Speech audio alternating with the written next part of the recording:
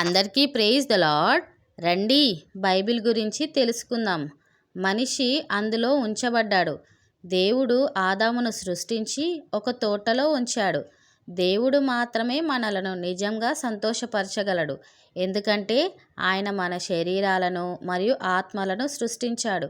పరలోకం వంటి పరిపూర్ణ ప్రదేశంలో కూడా ఆదాము ఇంకా పని చేయవలసి వచ్చింది. ఈ లోకంలో ప్రతి ఒక్కరికి ఏదో ఒక పని ఉంటుంది మరియు దేవుణ్ణి దృష్టిలో ఉంచుకొని చేయడం చాలా ముఖ్యం. వ్యవసాయం అనేది చాలా పాత మరియు గౌరవప్రదమైన పని.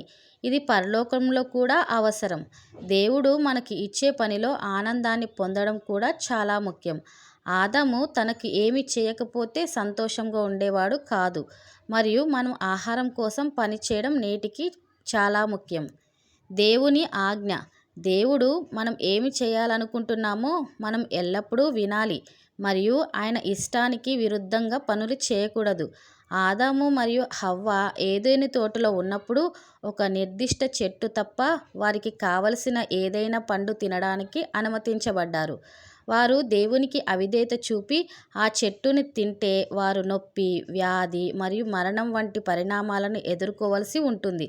వారు దేవుని ప్రేమను కూడా కోల్పోతారు మరియు చెడు భావాలతో నిండిపోతారు. దురదృష్టవశాత్తు వారు ఆ చెట్టు నుండి తిన్నారు మరియు వారి చర్యల కారణంగా మానవులందరూ ఇప్పుడు అదే సమస్యలను ఎదుర్కోవలసి వచ్చింది. ప్రజలు సహజంగా పాపులని మరియు చెడు పనులు చేస్తారని బైబిల్ మనకు చెబుతుంది. ఇది వారిని సంతోషంగా మరియు శిక్షకు గురిచేస్తుంది. వారు ఎక్కడి నుండి వచ్చినా లేదా ఏ కాలంలో నివసించినా అందరికీ ఇది నిజం. వీడియో కనుక నచ్చినట్టయితే please subscribe friends. Thank you.